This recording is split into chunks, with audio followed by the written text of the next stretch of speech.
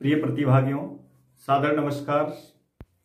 आज हम अनुवाद के इस टॉपिक में द्वितीय विभक्ति के शेष जो बचे हुए कार्य हैं उनके आधार पर अनुवाद का अध्ययन करेंगे। कल की क्लास में हमने त्वा, तुमुन आदि प्रत्ययों के साथ तीनों लकारों के रूप में अनुवाद सीखे थे। यानी हम लट लकार, विधिलिंग, लट लकार, लोट लकार, लंग लकार, तीन लकारों के रूप में हम अनुवाद कर चुके हैं और उसके साथ परस्मैपद क्रियाओं का अधिकांश हमने प्रयोग किया है। तो इसके साथ साथ दोनों टॉपिक एक साथ हैं। अनुवाद के इस टॉपिक के साथ हम धातु रूप का पार्ट भी साथ में ले रहे हैं। इससे भी आपको एक एक लकार की धातुओं के रूप याद होंगे और उससे संबंधित जितनी भी धातुएं हैं उनके लकारों के रूप को भी आप अच्छी तरह से स्मरण कर सकते हैं। तो आज देखिए, आज की जो क्लास है उसमें हम कारक प्रकरण से संबंधित जो अनुवाद का चैप्टर है, कारक प्रकरण के अंतर्गत हम विभक्तियां, कौन सी विभक्ति है, कौन सा कारक है, इस तरह के जो प्रश्न पूछे जाते हैं कारक से संबंधित कई तरह के क्वेश्चन हो सकते हैं। विभक्ति पूछी जा सकती है, कारक पूछा जा सकता है, अशुद्ध को शुद्ध करवाया जा सकता है, अनुवाद करवाया जा सकता है। तो अनुवाद को उसके आधार पर ले रहे हैं। तो देखिए, एक सामान्य सी क्लासों में आपने छोटी क्लासों में कुछ कारक के चिन्ह पढ़े थे, जहां हमने पढ़ा था कर्ता ने कर्म को कर्ण से अपादान से अलग होने के अर्थ में संप्रदान के लिए, इस तरह के जो चिन्ह विशेष आपने पढ़े थे और उससे जो आप अनुवाद कर रहे थे वो एक छोटी क्लासों के लिए उस तरह का अनुवाद सरल होता है। लेकिन रीट जैसी परीक्षाओं के लिए भी वो इसी तरह के अनुवाद प्रष्टव्य होते हैं। लेकिन कुछ कारक के नियमों में, कुछ सूत्रों के आधार पर कहीं कहीं पर इन चिन्हों को नज़रअंदाज कर दिया जाता है और इन चिन्हों के आधार पर दूसरी विभक्ति का हमको प्रयोग करना पड़ता है और वही ऑप्शन हमारा गलत होता है, क्योंकि हम उस कारक चिन्ह के आधार पर वहाँ विभक्ति दूसरी भर देते हैं। और इस तरह के जो अनुवाद के प्रश्न आते हैं उनमें हमको ये बात ध्यान में रखनी होगी कि कहाँ पर उन चिन्ह को नज़रअंदाज किया जाता है और उसके बिना भी दूसरी किसी और विभक्ति का प्रयोग करना पड़ता है। जैसे अनुवाद करते हैं, जैसे पिता पुत्र पर क्रोध करता है। अब यहाँ जब अनुवाद करते हैं तो पर चिन्ह के आधार पर सप्तमी का प्रयोग होना चाहिए, लेकिन यहाँ कारक के नियम से चतुर्थी विभक्ति का प्रयोग करते हैं। कई बार द्वितीय विभक्ति के रूप में भी इस तरह के कई नियम आते हैं जिसके आधार पर हमको को चिन्ह नहीं मिलता है, चिन्ह कोई और दूसरा मिलता है और उसके आधार पर हम वहाँ द्वितीय विभक्ति के स्थान पर और कोई विभक्ति का भी अनुवाद करते हैं। तो देखिए, आज द्वितीय विभक्ति में किस तरीके से नए नए जो ऐसे उदाहरण हैं जिनमें हम उसके चिन्ह को नज़रअंदाज करते हैं और वहाँ एक निश्चित विभक्ति का प्रयोग करते हैं। ऐसे 3-4 विशेष नियम हैं जिसके आधार पर हम देखिए इस तरीके से पढ़ेंगे।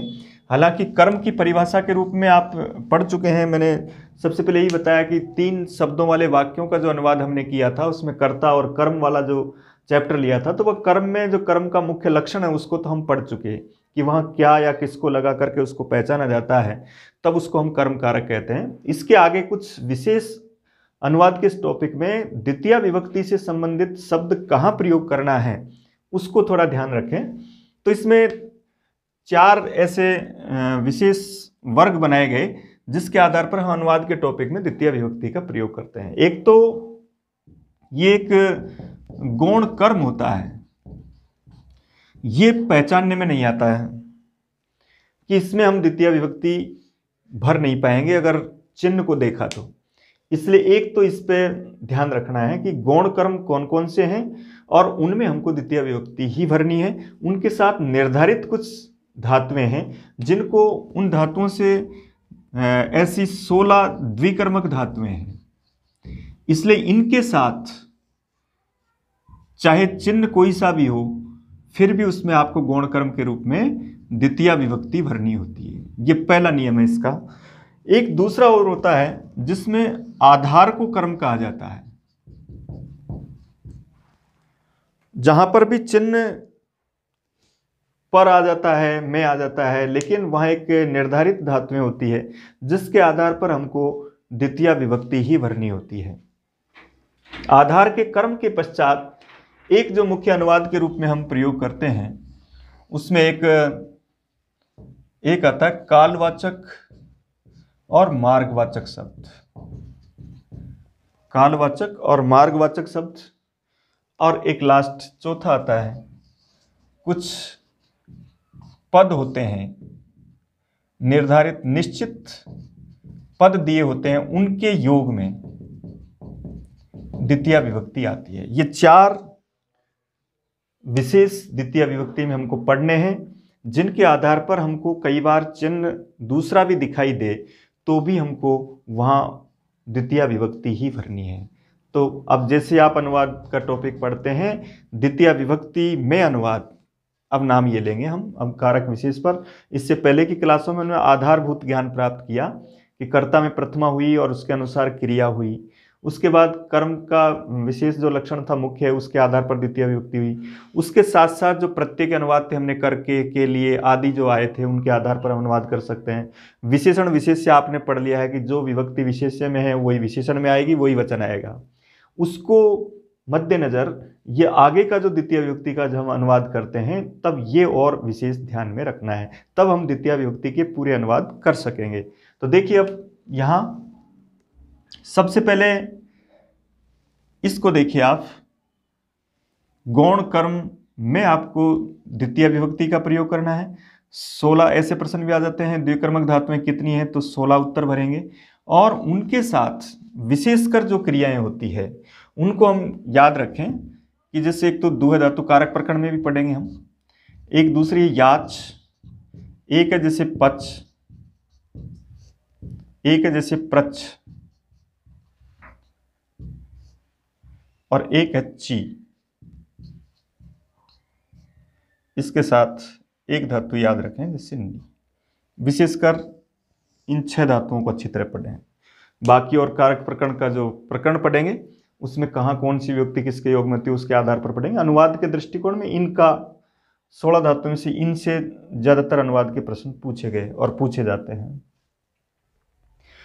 तो देखिए दुह का अर्थ दोहना होता है और इसका जो क्रियापद है वो लट लकार में इस तरीके से रूप बनता है, दोग्धी कहते हैं उसको। इसको याचते कहा जाता है और इसको पचती, इस तरह से क्रिया होती है। और यह है प्रच्छति और यह है चिनोती और यह नयति। देखिए ध्यान से, दोग्धी दुह धातु के रूप कुछ कठिन है, दोग्धी, दुग्ध, दुहंती, इस तरीके से रूप चलते हैं। याच धातु आत्मनेपद की धातु है, याचते, याचेते, याचनते। पच धातु जैसा रूप तो आप पढ़ चुके हैं, पढ़ती, पठत, पठंती, तो यहाँ भी पचती आएगा। प्रच्छति भी आपने पढ़ लिया है, प्रच्छ धातु इस तरह से र वाली होती है और इधर धातु के रूप जब चलते हैं तब वहाँ री हो जाता है। ची धातु के रूप इस तरीके से थोड़े से कठिन है, इसमें धातु और प्रत्यय के बीच में नु विकरण जुड़ता है।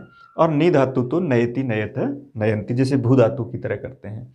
तो विशेषकर इन 6 धातुओं के अनुवाद गौण कर्म के रूप में धातुएं तो 16 हैं, लेकिन इन 6 धातुओं से संबंधित अनुवाद ज़्यादा पूछे जाते हैं।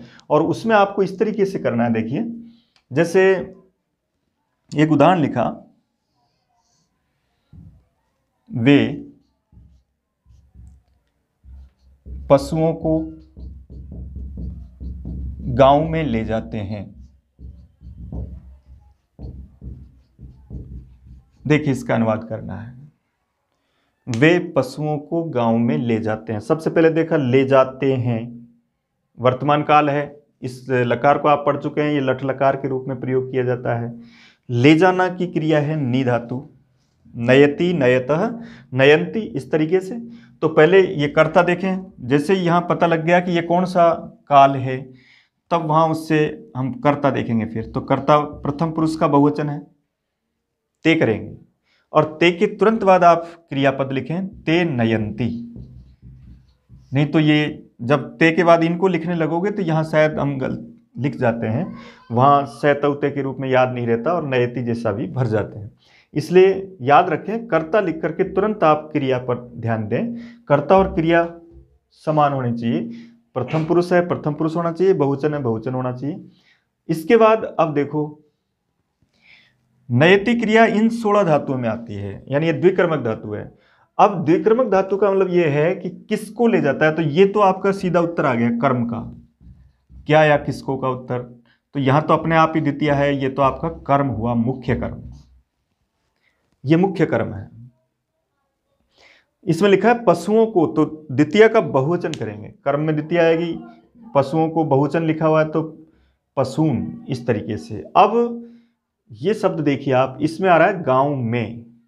यहां चिन्ह कोई भी आ सकता है, क्योंकि द्विकर्मक धातुओं में आपको उस क्रिया का नाम देखना है, और इस क्रिया का नाम देख करके जो भी दूसरा कोई कारक है वो भी कर्म कारक हो जाता है। इसलिए गांव में, इसमें भी आपको द्वितीय विभक्ति लिखनी है, ग्रामम नयन्ति। तो ये महत्वपूर्ण है। यहां हम चिन्ह से भी राइट कर रहे हैं, क्योंकि ये मुख्य क्रम है जिसको आप पढ़ चुके हो अब तक, कि जहां पर किसको ले जाता है, इस तरह का उत्तर आता है या क्या ले जाता है, तो वो कर्म कारक है और उसमें आप द्वितीय करेंगे, तो ये मुख्य कर्म है। लेकिन उसके साथ एक दूसरा जो शब्द है, चाहे उसमें कोई भी चिन्ह आए, कोई भी कारक चिन्ह आए, तो भी आपको उसमें द्वितीय करनी है। कारण वहां ये एक क्रिया है, नी धातु, और नी धातु द्विकर्मक धातु है। द्विकर्मक का उनके साथ दो कर्म आते हैं, चाहे उसके साथ कारक कोई सा भी हो, उसको दो कर्म के रूप में लिखा जाएगा। इसलिए याद रखो, जब भी आपके अनुवाद के रूप में नयति क्रिया आ रही है, तब दोनों में वहां द्वितीय विभक्ति आपको लिखनी है, कर्ता के अलावा जो भी कारक है। इसके बाद दूसरा उदाहरण लिखा, जैसे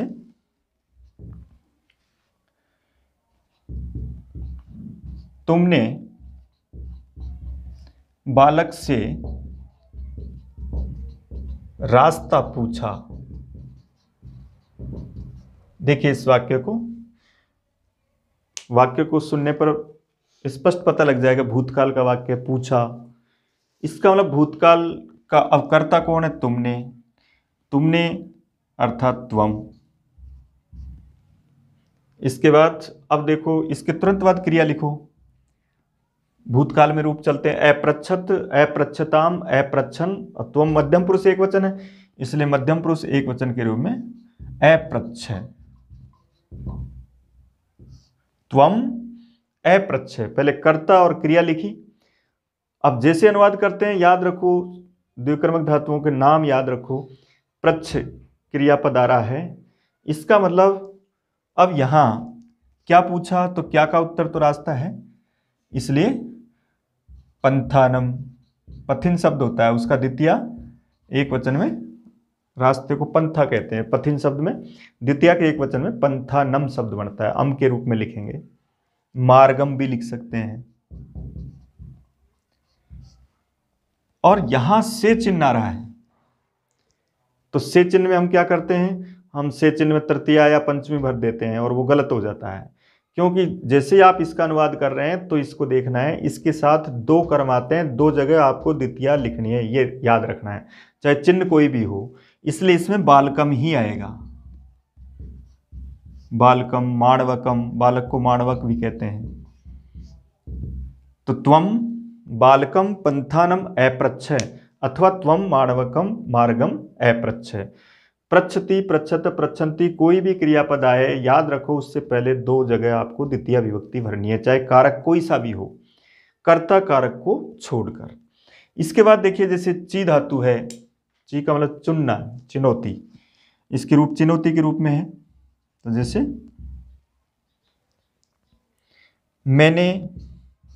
मैं लता से फूल चुनता हूं। देखिए, मैं करता है अहम, इसके बाद चुनता हूं, ये वर्तमान काल की क्रिया है, और वर्तमान काल में ची धातु का अर्थ चुनना, तो चिनौती है यहाँ। इसलिए यहाँ पहली जो प्रथम लाइन होती है, प्रथम पुरुष का एक वचन, मध्यम पुरुष का एक वचन और उत्तम पुरुष का एक वचन, वो तीनों एक जैसे, केवल ती की जगह सी आने पर मध्यम पुरुष हो जाएगा, और मी आने पर उत्तम पुरुष, तो चिनोमी हो जाएगा। इसके बाद पुष्पाणी, और इसमें द्वितीय आ जाएगी लताम, चाहे से चिन्ह हो। अब देखा हमने कि चिनोमी आ रहा है, इसका मतलब दो जगह द्वितीय विभक्ति आपको करनी है। उसमें इतना जरूर देखना है कि वो हिंदी का जो वाक्य लिखा हुआ है उसको अच्छी तरह देखें कि वो एक वचन में है या बहुवचन। एक वचन में है तो लताम लिख दें। अगर इसको ये लिखते अपन, मैं लताओं से फूल चुनता हूं, तो लताओं से बहुवचन हो जाता, तब आपको द्वितीय का बहुवचन करना है। इस तरीके से ची धातु के रूप में, प्रच्छ धातु के रूप में, पच धातु के रूप में, दुह धातु के रूप में, सभी का अनुवाद इस तरह से करें जैसे द्वय धातु के रूप में आपने लिखा, जैसे गाय से दूध धोता है।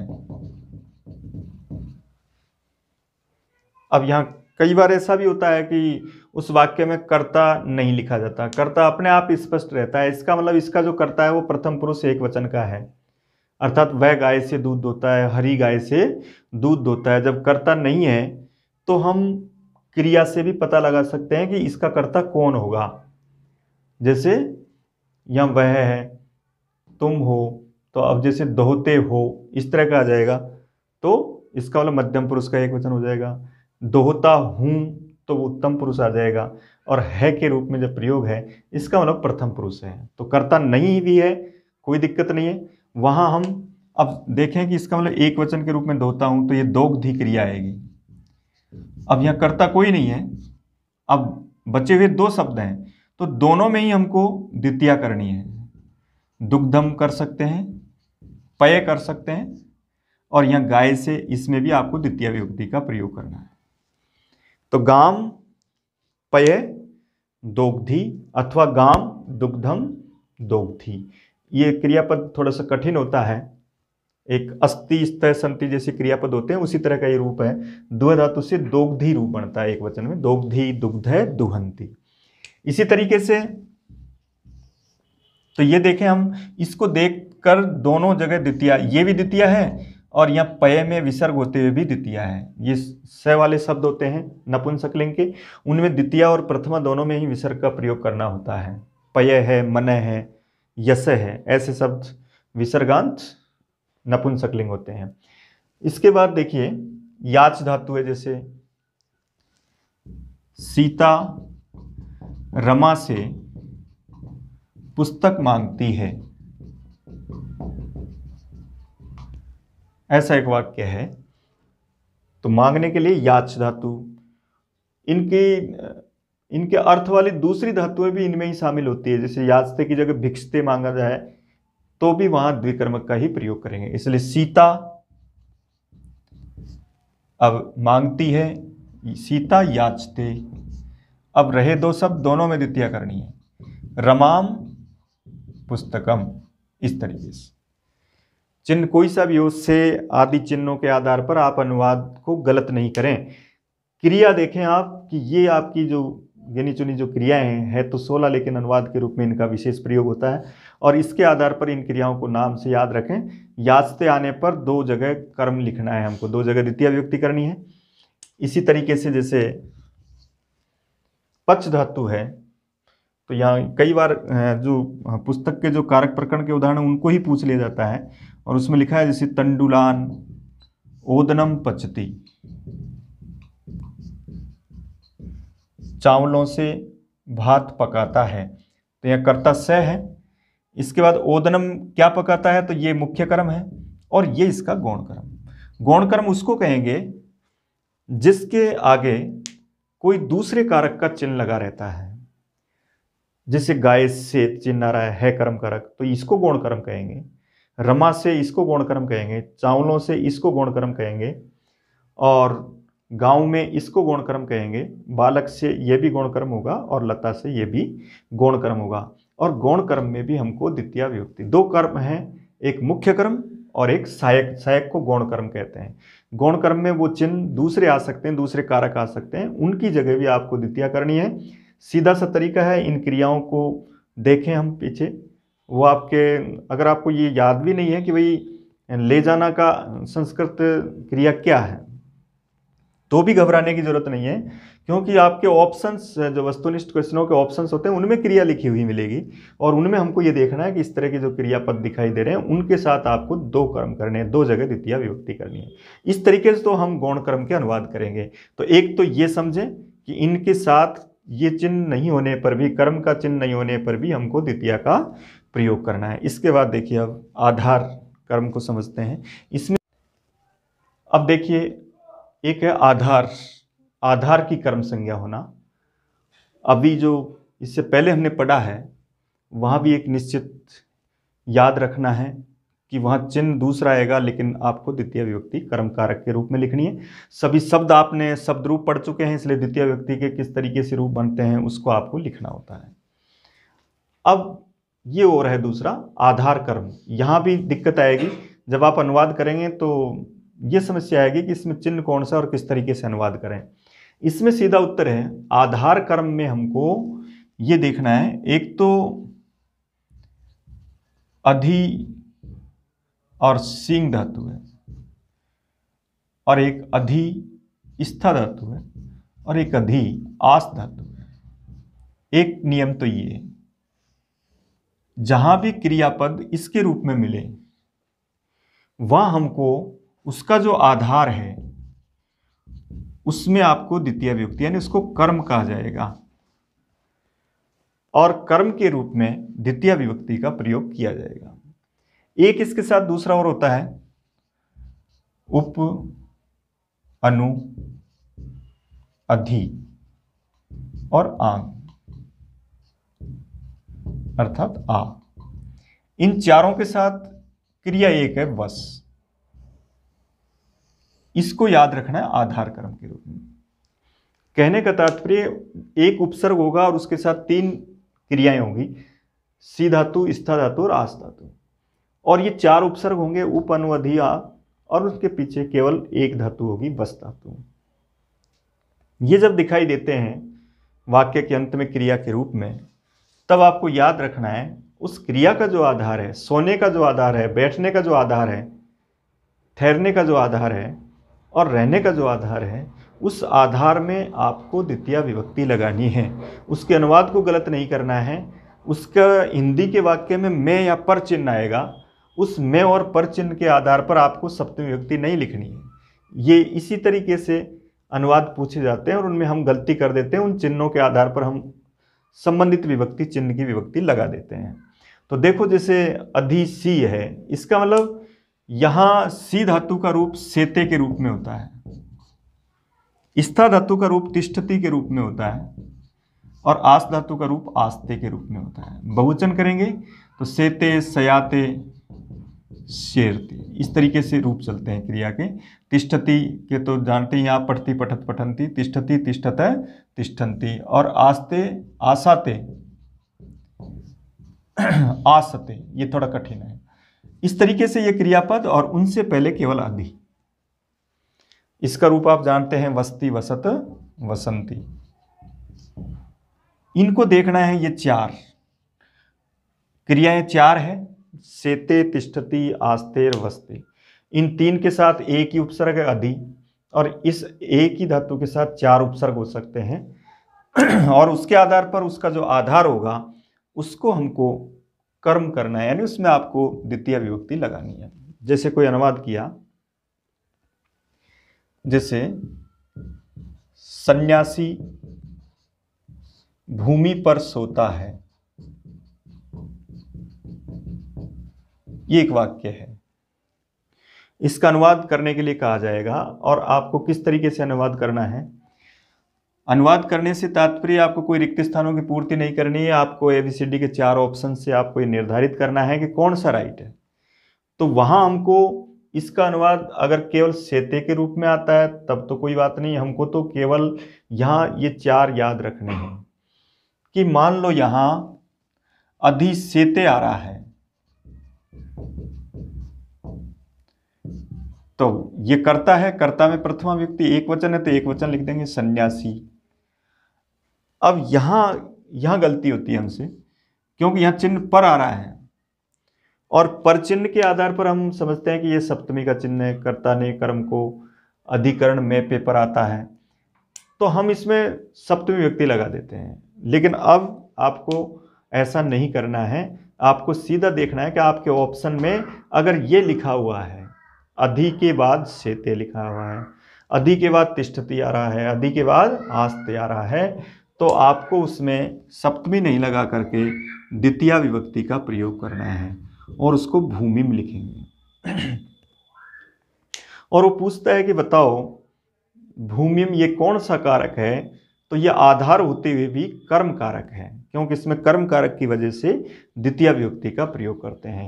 तो यहाँ अधिसेते को देख करके, और इसमें आपको द्वितीया लगानी है, चाहे चिन्ह उस पर हो, चिन्ह पर ही मिलेगा क्योंकि आधार को कर्म किया जा रहा है, आधार के चिन्ह में पर होते हैं। तो उस में पर चिन्ह की स्थिति में भी आपको द्वितीय विभक्ति का प्रयोग कब करना है? जब अधिसेते आएगा, अधितिष्ठति आएगा, अध्यास्ते आएगा। जैसे बालक चटाई पर बैठता है। अब देखिए बैठता है, अब अगर केवल आस्ते आता है तब ये नियम लागू नहीं होगा। ये नियम सिर्फ तब लागू होता है जब उनसे तीनों से पहले ये उपसर्ग जरूरी है। अगर इस अधिसेते की जगह केवल सेते ही आएगा तब ये भूमि में नहीं होगा, तब सप्तमी यानी तब अधिकरण कारक ही होगा। इसलिए इनके साथ ये जरूरी है। तो अधिसेते जरूरी है और यहां पर भी अधि उपसर्ग जरूरी है। इसलिए बालक करता है, इसका एक वचन है तो बालक है। इसके बाद बैठता है। अब यहां अधि उपसर्ग वाला अगर आता है तो अध्यास्ते, ये आता है तब इस पे द्वितीय करेंगे आप, तब इसमें द्वितीय विभक्ति करेंगे कटम। और अगर अधि नहीं आता है, केवल आस्ते आता है, तब सप्तमी हो जाएगी कटे, राम शब्द की तरह। इसलिए अधि के पश्चात इन तीनों क्रियाओं का प्रयोग होने पर ही हम द्वितीय विभक्ति यानी कर्म कारक का प्रयोग करते हैं। जैसे एक है, जैसे हरि वैकुंठम अधितिष्ठति, हरि वैकुंठ में रहते हैं। तो अब इसमें भी देखो अधितिष्ठति आ रहा है, लाइन के रूप में याद रखें। अधिसेते अधितिष्ठति अध्यास्ते आने पर चिन्ह में भी हमको द्वितीय विभक्ति करनी है, उसको कर्म कारक कहना है। इस तरीके से हम आधार कर्म वाला अनुवाद कर सकते हैं। कठिनाई इस तब होती है जब हमको नियम पता नहीं रहता कि इनके साथ कौन सी विभक्ति आएगी और हम इस चिन्ह के आधार पर विभक्ति चेंज कर देते हैं। ऐसा नहीं करना है। द्वितीय विभक्ति के जब आप अनुवाद सीख रहे हैं तो ये 3-4 नियम हैं, इनको याद रखना होगा कि गौण कर्म में आपको द्वितीय करनी है, चिन्ह कोई सा भी आए। आधार कर्म में पर चिन्ह आएगा, फिर भी आपको द्वितीय करनी है। उसके साथ ये 4 धातुएं, 4 उपसर्ग है, एक के साथ एक उपसर्ग है। इस तरीके से ये दूसरे नियम को हम पढ़ते हैं। नीचे वाला उदाहरण है, जैसे चारों का अर्थ ही रहना है। जैसे सिंह है, वनम उपवसति, आवस्ति भी हो सकता है, अधिवस्ति भी हो सकता है। चारों का अर्थ रहना अर्थ है सिंह वन में रहता है। अब मैं चिन्ह आ रहा है तो सप्तमी आनी चाहिए थी अधिकरण कारक के रूप में, लेकिन क्योंकि यहां वस्ती के साथ साथ उप और अनु अधि आ इन उपसर्गों का भी प्रयोग किया जा रहा है, तो ये 4 उपसर्ग। कभी इस तरह का भी प्रश्न आ जाता है, बताओ किसके योग में द्वितीय आएगी? एक में लिख देगा उपवस्ती, एक में अनुवस्ती, एक में अधिवस्ती, एक में निर्वस्ती भी लिख देगा। तो ये 4 याद रखने चाहिए, उप अनु अधि और आ, इनके साथ ही द्वितीय विभक्ति का प्रयोग होता है, बाकी के साथ सप्तमी होगी। इसी प्रकार अधिसेते के साथ भी ऐसा ही होगा। एक है, जैसे जना ग्रामम अधिवसंति, लोग गांव में रहते हैं। तो यहां बहुवचन है जना, जना के अनुसार अधिवसंति, अधि उपसर्ग आ रहा है और इसके साथ ग्रामे नहीं आएगा, ग्रामम आएगा। इस तरीके से हम आधार के कर्म के वाक्यों का अनुवाद कर सकते हैं। केवल 4 क्रिया के रूप में याद रखना है, अधिसेते अधितिष्ठति अध्यास्ते, उपवस्ती अनुवस्ती आदि, और उनके आगे जिसमें मैं पर चिन्ह आ रहा है उसमें आपको द्वितीय विभक्ति बताते हुए कर्म कारक बताना है अनुवाद के रूप में। इस तरीके से उसको राइट करें। ये दूसरा पक्ष भी याद रख लें कि अगर मान लो इनमें ये उपसर्ग नहीं आते हैं और उपसर्ग के अलावा केवल ये क्रिया ही आती है, तब आपको सप्तमी ही लगानी है। इन उपसर्गों के साथ ही हमको द्वितीय का प्रयोग करना है। तो ऐसे जब उदाहरण आते हैं तो इनको देख करके आपको द्वितीय विभक्ति, रिक्त स्थान आता है उसमें कौन सा भरा जाएगा उसके ऑप्शन को देख करके ये राइट करेंगे आप। द्वितीय के रूप में अम का हम प्रयोग करते हैं। इसके बाद अब तीसरा देखिए। अब देखिए तीसरे नंबर पर हमने लिया था कालवाचक और मार्गवाचक शब्द एक कारक प्रकरण का एक सूत्र है, कालाध्वन और अत्यंत संयोगे। कालवाचक और मार्गवाचक जो शब्द होते हैं, इन दो प्रकार के शब्दों में हमको द्वितीय विभक्ति का प्रयोग करना है, लेकिन उसमें एक अर्थ जरूरी होता है, अत्यंत संयोग अर्थ होना चाहिए। अत्यंत संयोग अर्थ किस तरीके से देखा जाता है? अत्यंत संयोग का मतलब है, जैसे मैंने कहा कि भाई वह दिन भर पढ़ता है,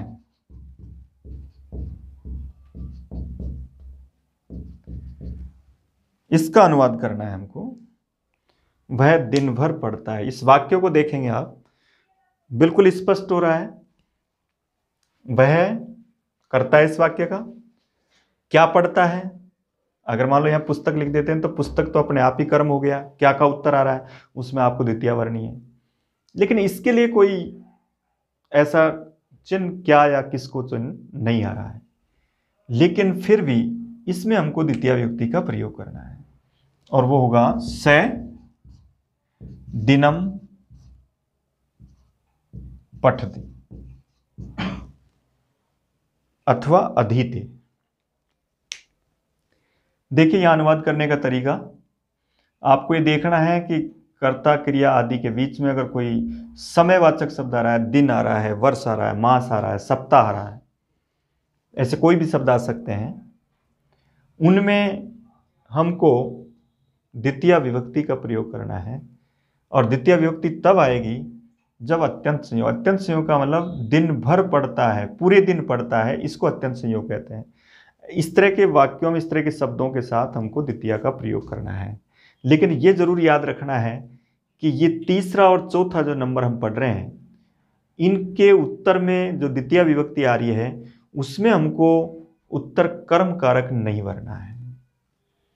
ये कर्म कारक नहीं है, ये इनमें डायरेक्ट सूत्र, इन सूत्रों के द्वारा ही द्वितीय विभक्ति होती है, इसलिए इनको हम कारक विभक्ति के रूप में नहीं मानते। कारक के रूप में इनका प्रश्न, इनको कर्म कारक नहीं कहा गया, इनमें तो केवल एक तरह से उपपद विभक्ति के रूप में या पद में ही द्वितीय विभक्ति का प्रयोग किया गया है, और इस तरीके से इनको कारक विभक्ति के यानी कर्म कारक की संज्ञा नहीं देंगे। यहाँ केवल विभक्ति के उदाहरण हैं ये।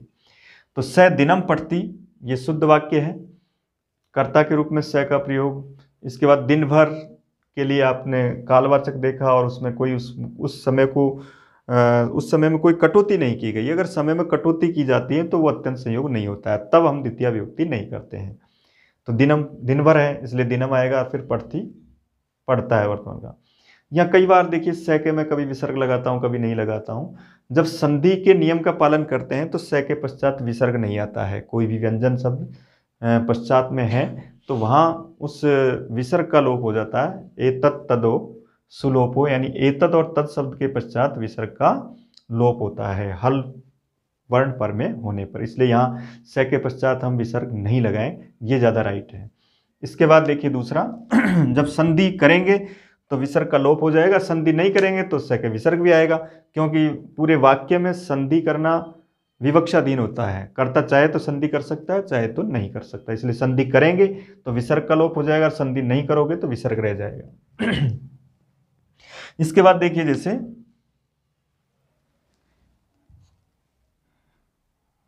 5 वर्ष तक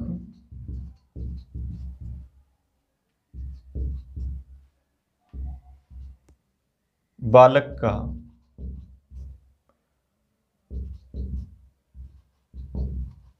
लालन पालन करना चाहिए, ऐसा अनुवाद करना है। अब हमारा अनुवाद का पॉइंट केवल यह है इस जगह पर, तो यहां लिखेंगे हम पंचवर्षाणि, समयवाचक है इसलिए द्वितीय विभक्ति आएगी। पंचवर्षाणि बालकम लालयेत, ये विधिलिंग लकार का रूप है। भवेत पठेत, पठेत पठेताम पठेयु, उसके रूप में। तो हम तो ये देख रहे हैं अनुवाद का जो वाक्य है, उस अनुवाद के वाक्य में परीक्षक किसको चेक कर रहा है, वो ये देखना चाह रहा है कि समयवाचक शब्द में वो सही विभक्ति भरता है या नहीं है, और समयवाचक शब्दों का नियम क्या है, उनमें हमको द्वितीय विभक्ति का प्रयोग करना है। जैसे एक लिखा, जैसे मासम अधीते, महीने भर अध्ययन करता है। तो यहां देखिए मासम अधीते, एक है जैसे दिन भर मंगल होता है, तो दिनम मंगलम। यहां देखिए, इनको देखें, हम समयवाचक शब्दों को देखें। समयवाचक शब्दों में सभी में हम द्वितीय विभक्ति का प्रयोग करने हैं। तो यहां देखो, समयवाचक शब्दों के साथ साथ किस तरीके से हमको अनुवाद करना है। जैसे ही समय आए तो वहां इस तरह का अर्थ दिखाई दे कि पूरे दिन भर, पूरे वर्ष भर, 5 वर्ष तक, पूरे 5 वर्षों तक, ऐसा अर्थ होता है, तो उसमें द्वितीय वर्णी है। अगर मान लो ये कहा जाता है कि दिन में 2 बार पढ़ता है, ऐसा अनुवाद आने पर वहां हमको समयवाचक शब्द में द्वितीय नहीं भरनी, क्योंकि वहां आपका जो ये अत्यंत संयोग अर्थ है वो खंडित हो गया। पूरे दिन भर नहीं पढ़ा, दिन में 2 बार पढ़ा। तो इस तरह का कोई शब्द आता है समयवाचक शब्द के पश्चात, तब आपको द्वितीय विभक्ति नहीं भरनी है, तब वहां आपको षष्ठी विभक्ति का प्रयोग करना है। दिनस्य द्वि, इस तरीके से दिनस्य मास। लेकिन ये कब? जब आपका दिन है, मास है, वर्ष है, उसके बाद में आ रहा है जैसे वर्ष में 2 बार, वर्ष में 5 महीने, इस तरीके के जब अनुवाद आते हैं तब आपको वहां द्वितीय की जगह पर षष्ठी का प्रयोग करना है। समयवाचक और मार्गवाचक जो शब्द होते हैं उनमें 3 तरह की विभक्ति आ सकती है। द्वितीय आ सकती है, षष्ठी आ सकती है, और एक तृतीया भी आ सकती है। तृतीया के जब अनुवाद पढ़ेंगे तब उसको पढ़ेंगे। द्वितीया में तो आप यही याद रखें कि अगर केवल समयवाचक शब्द उसके आगे उसको खंडित करने वाला कोई 2 बार 3 बार इस तरह का शब्द नहीं आता है, तब आपको द्वितीय विभक्ति का प्रयोग करना है। एक मार्गवाचक शब्द है, जैसे योजनम है, जैसे क्रोशम है, ये मार्गवाचक शब्द हैं। कोस भर, योजन भर। तो जैसे मैंने कहा कि 1 कोस तक पहाड़ है, तो क्रोशम गिरी। कोस भर तक पहाड़ है, इसका मतलब कोस भर तक जो आया उसके साथ द्वितीय विभक्ति ही आएगी। क्रोस शब्द को याद रखें, योजन शब्द को, ये दोनों शब्द मार्गवाचक शब्द के रूप में आते हैं, और मार्गवाचक शब्द के रूप में हम द्वितीय विभक्ति का प्रयोग करते हैं। योजनम समुद्रम, इस तरह का जो अर्थ करते हैं। इसी तरह जैसे क्रोशम कुटिला नदी, कोस भर तक नदी टेढ़ी मेढ़ी है, तो वहां पर कोस एक अत्यंत संयोगवाचक शब्द हुआ। हमको याद रखना है, क्रोस शब्द, योजन शब्द, दिन, मास, वर्ष, समयवाचक जो भी शब्द है, इन शब्दों को देखकर इन शब्दों में ही द्वितीय करनी है, शब्दों के योग में नहीं करनी। इन शब्दों में खुद में, जैसे दिन है तो दिनम हो जाएगा, वर्ष है तो वर्षम हो जाएगा, मास है तो मासम हो जाएगा, योजन है तो योजनम, और क्रोश है तो क्रोशम। उसके साथ अगर कोई भी चाहे क्रिया हो अथवा न हो, अथवा कोई शब्द भी हो सकता है, क्योंकि ये कारक नहीं है, कर्म कारक नहीं है, केवल द्वितीय विभक्ति है, इसलिए वहाँ जरूरी नहीं क्रिया ही हो, वहाँ कोई शब्द भी आ सकता है, और शब्द के साथ भी आपको द्वितीय विभक्ति। तो इन 500 शब्दों को याद रखें, इनके साथ द्वितीय वर्ण, इनमें भी आपको कोचिन से पकड़ में नहीं आ रहा है, ये केवल समय और मार्ग के रूप में ही पकड़ में आ रहा है। और उनमें जब इस तरह को उनको खंडित वाली भाषा नहीं हो आगे, तब आपको उसमें द्वितीय विभक्ति का प्रयोग करना है। इस तरीके से आप तीसरे नियम को पढ़ेंगे। पहला पढ़ा आपने गौण, कुछ क्रियाएं थी, उनके साथ कोई चिन्ह आ सकता है। दूसरा पढ़ा आपने आधार, जिसमें मैं पर चिन्ह आएगा, लेकिन वहां भी आपको कर्म कारक भरना है द्वितीय। तीसरा पढ़ा हमने काल और मार्ग। ऐसे 4 नियम हैं, चारों को एक लाइन में भी याद कर सकते हैं कि इनके साथ हमको द्वितीय विभक्ति यानी कर्म कारक का प्रयोग करना है।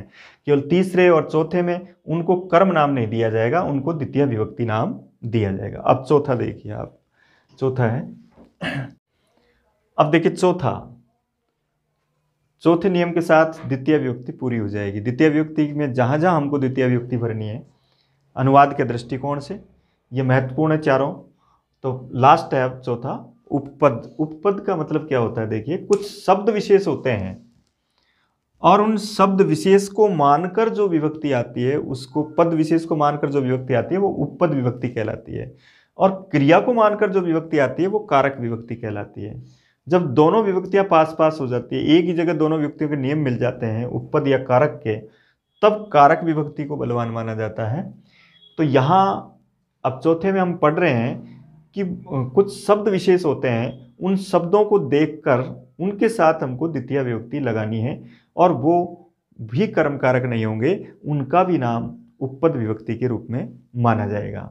अब वो पद कौन कौन से होते हैं? 2-3 वार्तिकें कात्यायन ने लिखी जिनके आधार पर शब्द विशेष चयन किए गए, इन शब्दों के साथ हमको द्वितीय करनी है। जैसे ये कुछ शब्द विशेष है, जैसे अभितय शब्द है, इसका अर्थ है दोनों ओर। दूसरा शब्द है परितय, इसका अर्थ है चारों ओर। तीसरा है समया और निक्सा, इन दोनों का अर्थ है समीप।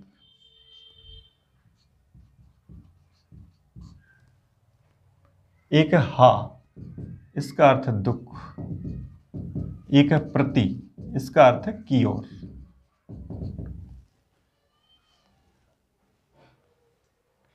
एक है इसके बाद उभयतः, इसका अर्थ भी दोनों ओर।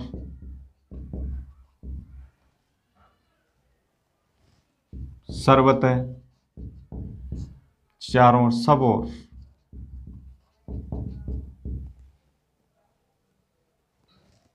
एक धिक शब्द है जिसका अर्थ है धिक्कार।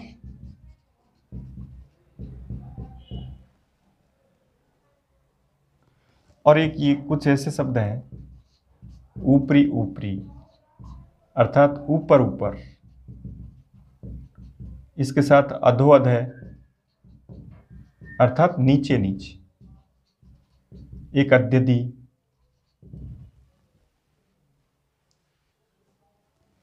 और इसके पश्चात एक अंतरा और एक अंतरेण। अंतरेण का अर्थ है के बिना, और अंतरा का अर्थ है के बीच। इनके साथ ये शब्द हैं। चौथे नियम में हमको सिर्फ इतनी तैयारी करनी है, हमको ये एक लाइन याद रखनी है कि जब भी कोई वाक्य का अनुवाद दोनों ओर, चारों ओर, सब ओर, इस तरह के अर्थ के रूप में, समीप के रूप में, ऊपर ऊपर, नीचे नीचे के अर्थ में, के बीच के रूप में, के बिना अथवा धिक्कार या की ओर, ऐसे अर्थों का जब अनुवाद पूछा जाए तब हमको इन शब्दों का चयन करना है। शब्दों का चयन भी आपको आपके ऑप्शन के आधार पर ये शब्द नजर आएंगे, और जैसे ही ये शब्द आपको दिखाई देते हैं तब आपको वहाँ उसके योग में द्वितीय विभक्ति भरनी है। ये चौथा नियम सबसे ज़्यादा सरल है, क्योंकि यहाँ हमको कोई क्रिया नहीं देखनी है, यहाँ सिर्फ ये शब्द देखना है हमको आपके चारों ABCD ऑप्शन में कि वहाँ अभितय आ रहा है, परितय आ रहा है।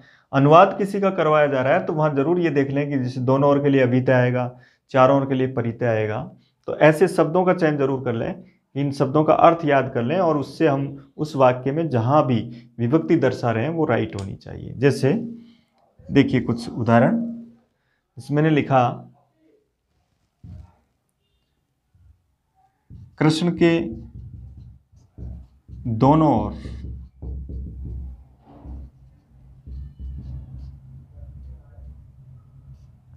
ग्वाले हैं। इसका अनुवाद करना है हमको। जैसे अनुवाद करवाया जाता है, सबसे पहले उस अनुवाद को पूरे को देख करके अनुवाद के जो नियम है वो चिन्हित करो कि इसका मतलब इसमें अनुवाद का कौन सा नियम हमने पढ़ा है, वो जिसके आधार पर ये पूछा जाए। तो ये पढ़ा आपने दोनों ओर, और दोनों ओर के लिए अभितय या उभयतय आया। तो अब याद रखो जिसके दोनों ओर उसमें आपको द्वितीय करनी है, तो कृष्ण में द्वितीय आएगी, इसलिए कृष्णम अभितय अथवा उभयतः, कृष्णम अभीतः अथवा उभयतः। इसके बाद ग्वाले हैं गोपा संति। उस क्लास में हमने पढ़ा था कि जहां कोई क्रिया नहीं आती है आते हैं, वहां अस्ति स्थ संति। एक वचन में अस्ति भरेंगे, द्विवचन में स्थ और बहुवचन में संति भरेंगे। इस तरीके से अनुवाद करेंगे। एक लिखा जैसे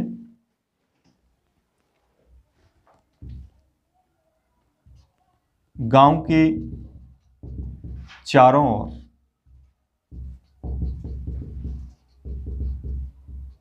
वृक्ष हैं। तो चारों ओर शब्द आ रहा है यहां, इसलिए उससे पहले जो शब्द है उसमें आपको द्वितीय करना है। ग्रामम परितः अथवा सर्वतः, सब और चारों ओर। वृक्षाः सन्ति, ये याद रखें अस्ति स्थ संति का ये एक तरह से करता है, उसमें आप प्रथमा विभक्ति का प्रयोग कर रहे हैं, इसलिए वृक्ष हैं, ग्वाले हैं, बहुवचन आ रहे हैं, इसलिए वहां हम संति अस्ति स्थ संति के रूप में प्रयोग करते हैं। एक है जैसे गांव के पास नदी है, तो के पास के लिए समया निक्सा शब्द है, तो ग्रामम समया अथवा निक्सा। कौन है? नदी। नदी में प्रथम विभक्ति आएगी, नदी अस्ति। समया निक्सा के योग में द्वितीय आएगी, लेकिन समीपम के योग में षष्ठी आएगी, याद रखें। समया निक्सा का अर्थ समीप होता है, इनके साथ तो द्वितीय आएगी, लेकिन समीप शब्द के साथ षष्ठी आएगी। इसके बाद देखिए जैसे हा लिखा है, किसी के लिए कष्ट के रूप में, दुख के रूप में कहा जा सकता है। जैसे दुर्जन के लिए खेद है, तो दुर्जनम हा दुर्जनम। जैसे दुर्जन के लिए खेद, तो हा दुर्जनम, हा दुष्टम, हा कृष्णा भक्तम, इस तरह के प्रयोग करेंगे हम। जहां हा और धिक का प्रयोग होगा, वो जिसमें दुष्टता के प्रति उनको धिक्कार कहा जाता है या उनके प्रति खेद कहा जाता है। इसी तरह से की और है, जैसे ग्रामम प्रति, गांव की ओर, गांव की ओर जाता है, ग्रामम प्रति गच्छति, इसके रूप में प्रयोग करें। एक है जैसे लास्ट में धिक का प्रयोग, अधिक पूछा जाता है, तो धिक के रूप में हम लिखते हैं जैसे दुष्टों को धिक्कार,